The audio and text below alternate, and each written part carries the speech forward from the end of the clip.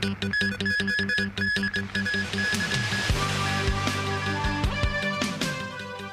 central government announces 30 measures to boost domestic consumption.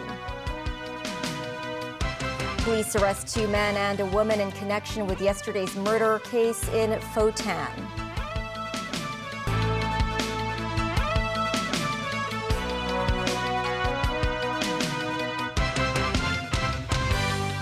Hello, happy Monday. I'm Melissa Hekalea, and you're watching TVB News. The central government has announced 30 measures to boost domestic consumption. Raising the people's income is among the measures. Mimo Singhai reports.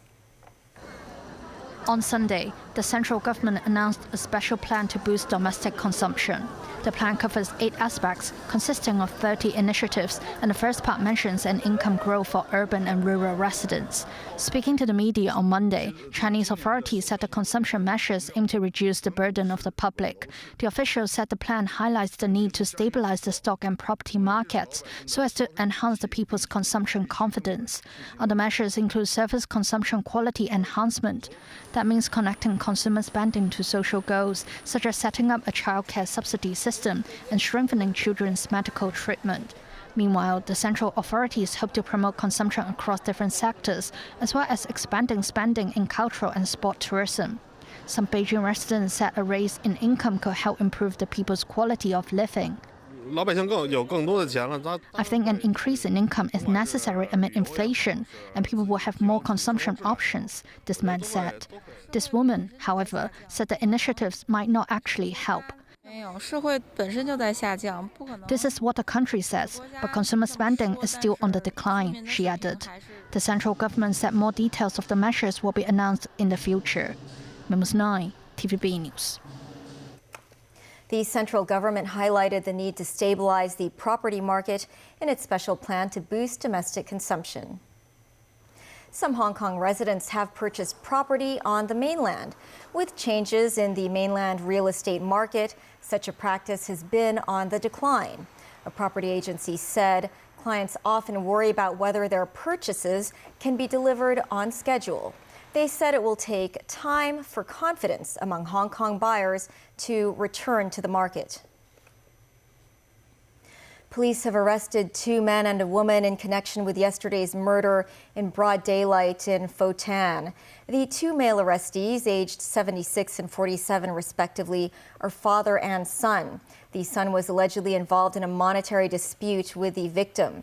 A 28-year-old woman was also arrested on suspicion of assisting her boyfriend to flee to the mainland.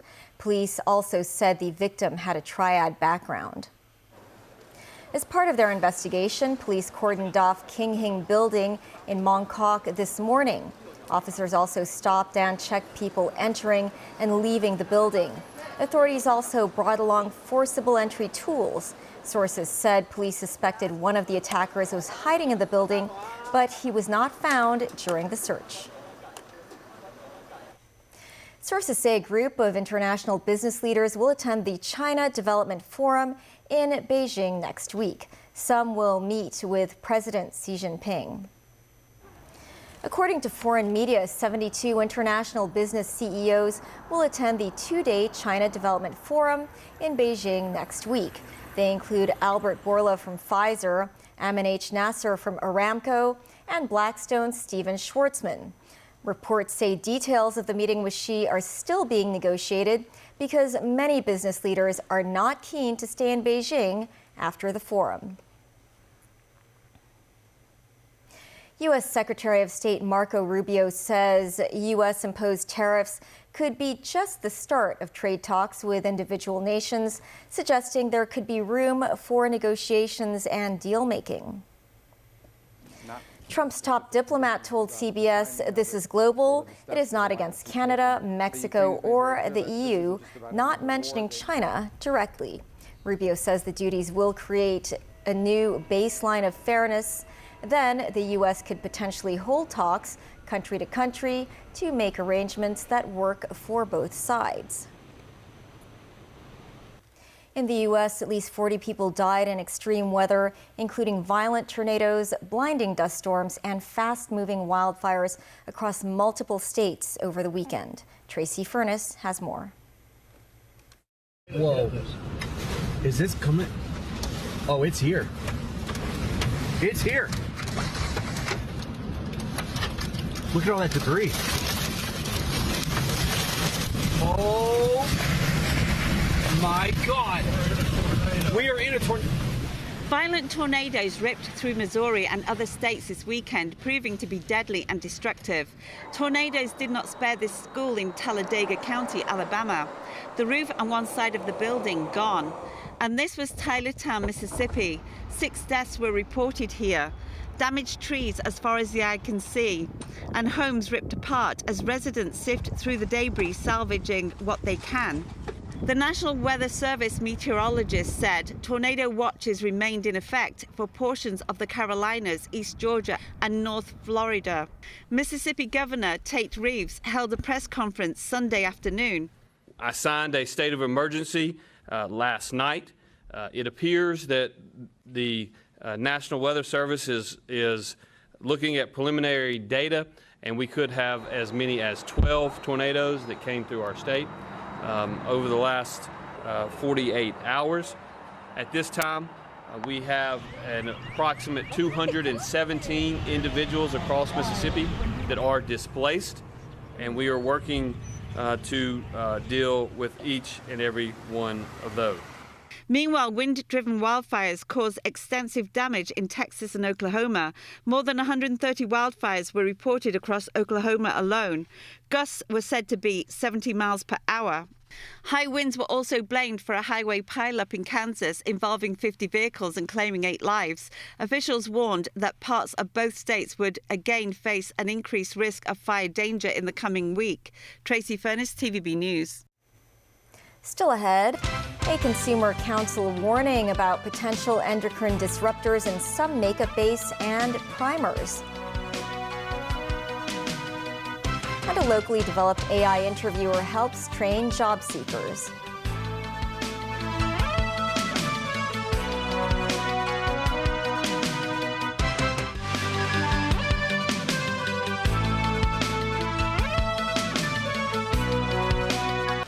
New York police are searching for a suspect they say set a man on fire near Times Square. Officers were able to extinguish the flames. The 45-year-old is in a stable condition in hospital. The man has burns to his face and upper body. Police think the person they're searching for knew the victim. The Vatican has released the first photograph of Pope Francis in hospital since he was admitted to hospital more than a month ago. Doctors said he was no longer in a critical or life-threatening condition. The Vatican said the photo was taken on Sunday. It shows the Pope from behind, sitting in a wheelchair before the altar of his personal hospital chapel. He was celebrating Mass with other priests. It's the first photograph of the 88-year-old pontiff since he was hospitalized on February 14th with a severe case of bronchitis, which developed into double pneumonia. The Consumer Council has found that 17 out of 37 makeup base and primer samples it surveyed contained potential endocrine disruptors, which may pose a risk of developing cancer. The consumer watchdog has urged the public to read the product label to find out if the item contains these substances. Samantha Lee reports. Natural makeup helps achieve a radiant look. In many people's makeup routines, applying makeup base and primers is an essential first step.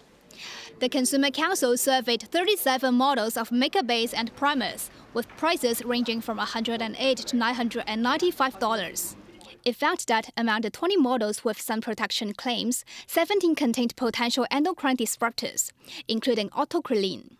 15 of these products claim to contain butylated hydroxytoluene or BHT, which also can potentially disrupt the endocrine system. Additionally, 17 models contained alcohol. Frequent use may lead to dry skin or allergy. Meanwhile, 24 models contained fragrance, which could also pose allergy risks. Research by the Danish Consumer Council, THNK Chemicals, suggests that endocrine disrupting substances can affect hormone levels in various pathways. Vulnerable groups, including pregnant women, breastfeeding individuals, children and adolescents should minimize exposures to these substances. The watchdog urged manufacturers to reveal product formulations in due course to protect consumers' health. When choosing makeup base and primers, consumers can apply the product on the inner wrist to check for adverse reactions, such as itching or redness.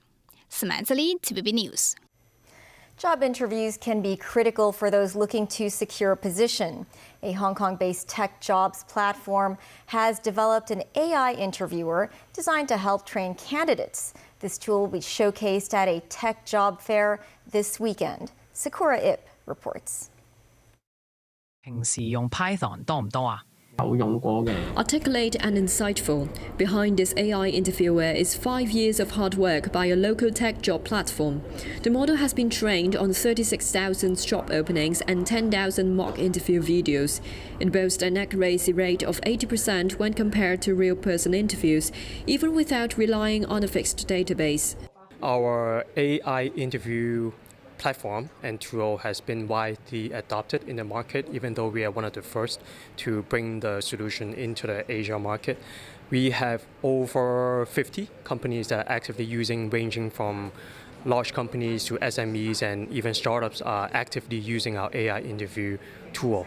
And then we also have one of very big sovereign wealth funds that's outside of our jurisdiction, mainly focusing in Southeast Asia, that is also widely using our solution on a very big scale manner. How you ensured the quality and reliability of the solutions in your recent projects? This AI interviewer can generate follow-up questions based on my response. The system now supports Cantonese, Mandarin, and English version. This AI interviewer will assist job seekers at the Cyberport Career Fair on Saturday and Sunday. The fair features over 2,000 job openings from 580 enterprises and organizations, encompassing the public sector, the tech industry, and more. Additionally, the event will include 280 forums and talks, along with on-site resume analysis service to help job seekers find their ideal match. Sakura Yip, TVB News. That's the news. Thanks for watching. See you shortly on Pearl Magazine.